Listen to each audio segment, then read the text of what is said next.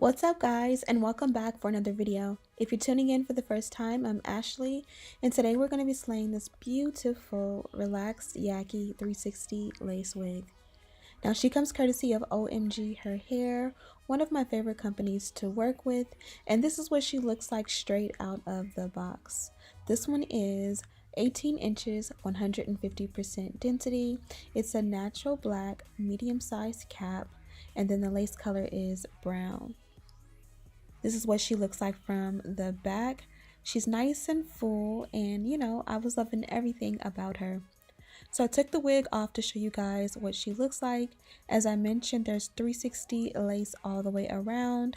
I went ahead and cut off the excess lace in the back area just because, once you put the wig on, it's going to be very hard to cut that lace off by yourself. I went ahead and also cut off a little bit of that excess lace in the front just because it was covering my eyebrows and I didn't want it to, mess up my brows and my makeup. I do feel like this one is pre-plucked, but it still gives a little bit boxy. So I did spend a little bit of time today going in and plucking out the hairline. Now I did not keep in all the footage because, I was going at it for a minute watching my little crime investigation shows on Facebook. But I think I did an amazing job. I've been very MIA with the customizations of my hairlines, and as of late I've been back into it and I've just been really loving my results. Also, I do want to mention we're going to go with a different technique as far as installing our wig. If you watch my channel, you know I usually cut off the lace and then I bond the wig down. Today I'm going more arrogante. I'm going to be using the ORS products that he uses all the time on social media, and I'm going to be bonding the wig down and then cutting the lace off after. Now I've been wearing this wig for the last 3 days and I'm going to tell you that this is a game changer.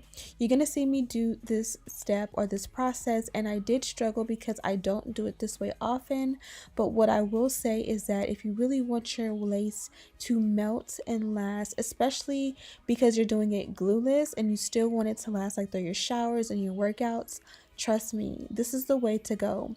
Do not cut the lace off until after the wig is bonded down. I don't know what it is, why it is, or how it is, but honestly, my wig has been holding up so good. I have not had to touch it up at all.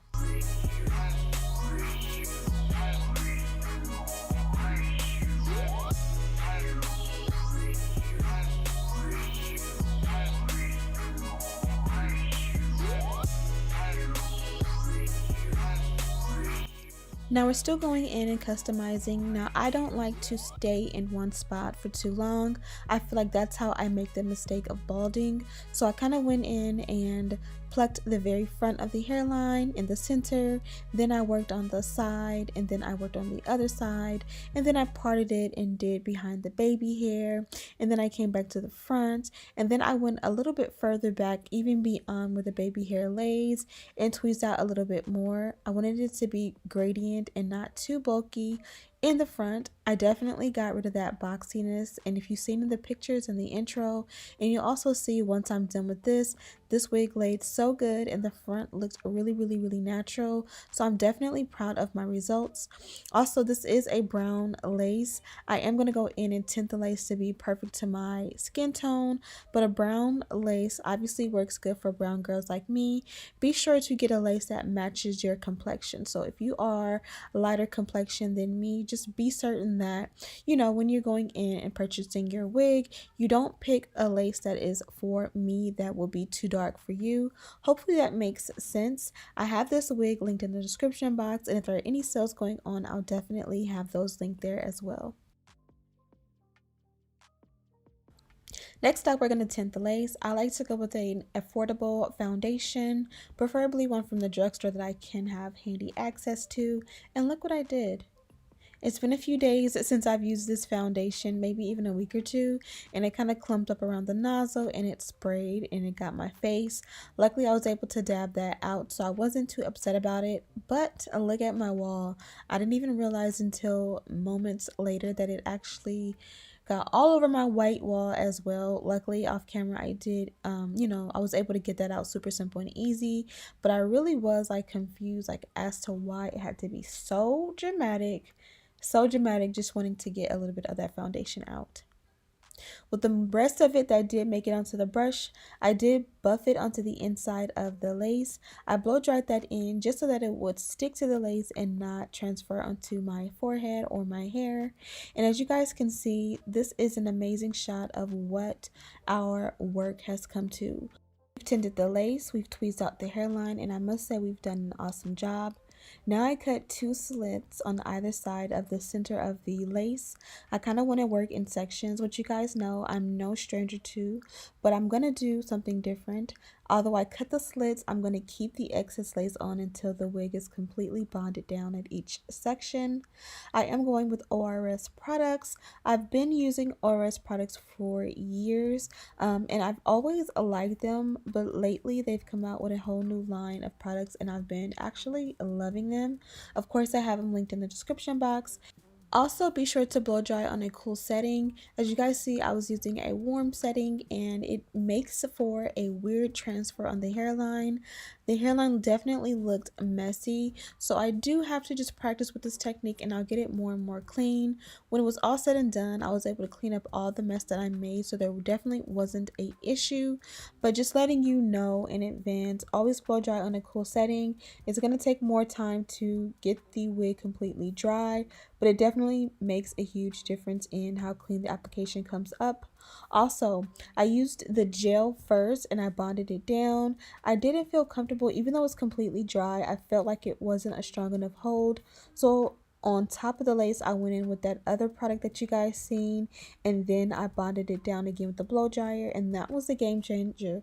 Those two in combination with one another work so well to give a super strong invincible hold. It's almost like using a actual hair glue. So I was really proud of that, but also overwhelmed a little bit, I'm not gonna lie. So I did use my old technique to bond the sides down. Say hi, I'm me. Say hi. Right there. Is that me? And after a brief cameo from my baby girl, we are back to the bond down. Now here I wasn't too sure. The sides look a little bit cleaner than the center. Again, with the sides, I used the technique I always use, which is to cut the lace off, then bond the wig down, and I feel like I got a cleaner application. Nonetheless, the center is what has really been nice after the fact. So I know it looks crazy in the center, but trust me, I'm gonna work on my technique and getting it much cleaner, because I definitely have been loving the way the wig lasts past day 1 and day 2 by bonding the wig down the way I did today. Also, I know you guys seen baby girl. You'll be seeing so much of her in December for Vlogmas. There'll also be some giveaways, so stay tuned for that and make sure you are subscribed.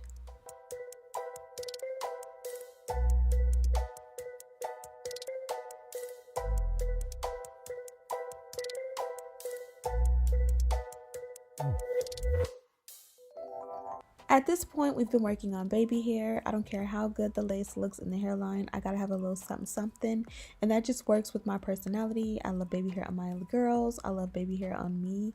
I was raised with baby hair back in the 90s. That's just, you know, it's for the culture. But anyways, I did use a Got to Be glue to pretty much suit my baby hairs. Typically I would use a mousse, but sometimes I feel like with a Yaki texture, sometimes I don't know what it is, but it just doesn't work as well. So I wanted something with a little bit of hold.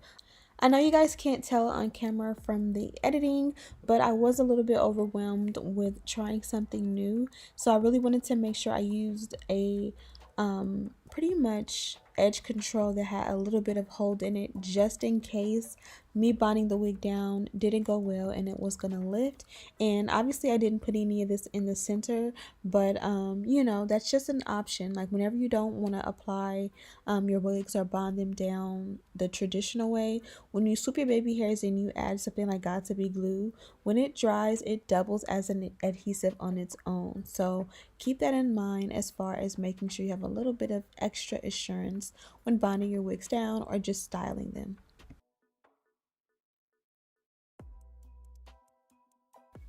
Okay, after a lot of critiquing, it's time to secure the meltdown. I like to use an elastic strip or an elastic band, and I just tie it around literally just the hairline. That way I can go in behind the hairline and still work on the hair.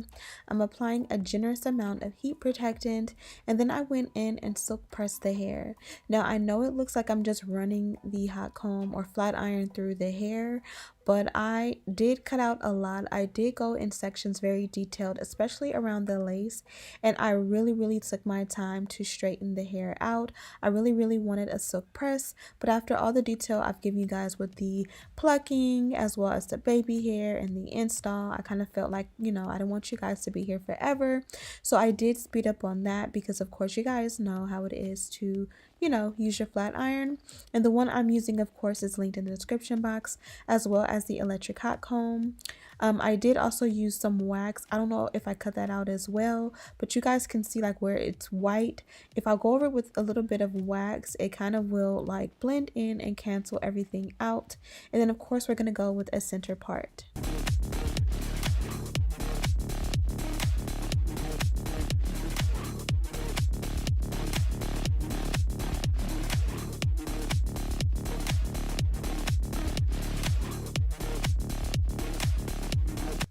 Now when it comes to all of my installs, you guys know I cannot live without my electric hot comb. I also cannot live without my wax stick. These two items are staples because they are literally what lays my hair for the gods. I'm showing you here a little bit. I did slow it down. You guys see how nice the parting looks like on top of the hairline. This wig is absolutely beautiful, and I definitely think that you need this wig in your collection. As you guys see, I did part out a lot around the lace area. That was just one of many sections that I did, where I would like section it off. I would add a little bit of wax, and then I would go in with the hot comb and lay it. That way the entire perimeter of the head laid super flat, and it made for a great install. You guys can see how beautiful and natural this wig looks. I'm definitely pleased with my results. Okay, so I thought I was done and I thought the video was over. Obviously not. I can't go without letting you guys see me pretty much put the icing on the cake. I did go in with a little bit of powder. This is going to help to pretty much custom blend the hairline with my skin flawlessly. I did go in with that powder that has like basically it's like a palette. So I'll have that linked in the description box. And then I also use the Maybelline powder in the parting. You guys know I typically use concealer, but I kind of wanted to switch it up. And then I like to set it with a little bit of holding spray, kind of like when you set your makeup and kind of get rid of the powdery look. Okay guys, so I'm officially done with this look. Now it took me a little bit longer because I wanted to do a different technique with the hairline. I feel like when I watch celebrity stylists do their wig installs, even when they are glueless and they're using like a non-glue adhesive like a holding spray, they apply their lace or they melt it down with the lace attached, and then they cut it off after it's bonded down. Now for me personally, I find it easier to cut the lace and then bond the wig down, but maybe I'm biased because that's the way I started and the way I taught myself. So after years of experience with doing it that way, I find it the easiest. Whereas when I do it this way, I find that my work is not so clean. So maybe it's just me in that the fact that I am pretty much learning a new technique, and it's going to take a couple times to get it right. Now this isn't my first time trying to do it this way. I've done it many times on and off camera, many times, but I just always go back to what I know. And honestly, I don't know if it's just the lace, but I really do like the way it came out. I feel like the hairline looks really good, and I'm not gonna say it looks better, but maybe it does. You guys be the judge and let me know. More specifically, you guys know I love Arrogant Tay. I am determined to have him do my hair once, twice, a couple times, just because he lays hair so flawlessly. But in the meantime, in between time, while I'm able to still, you know, slay my own hair, I do want to get my technique just as good as his. You know what I mean? So I feel like trying different techniques and seeing if, you know, something different will be better for me is always a good thing, that, you know, continue to improve my own craft, because I have to do my hair every day, and I really love the way this cut came out.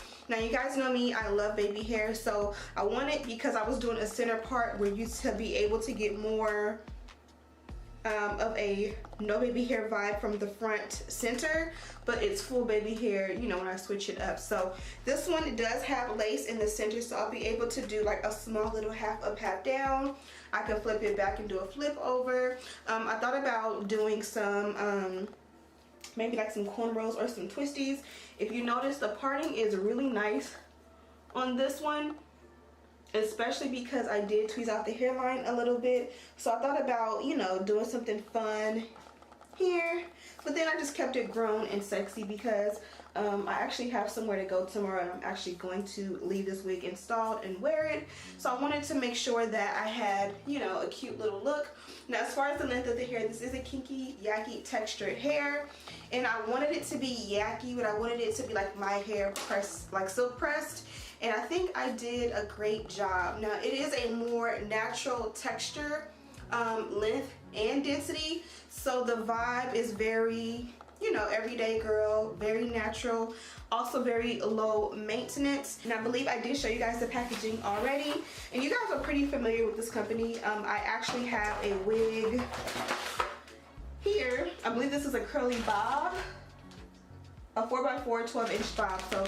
you guys seen this one, I believe, last month. They usually send me 2 wigs at once, so I already did that one for October, and then this one is my November wig. And then of course they included the goodies. So they gave me brown wig caps, which you guys know are my jam. They gave me elastic to make the wig glueless.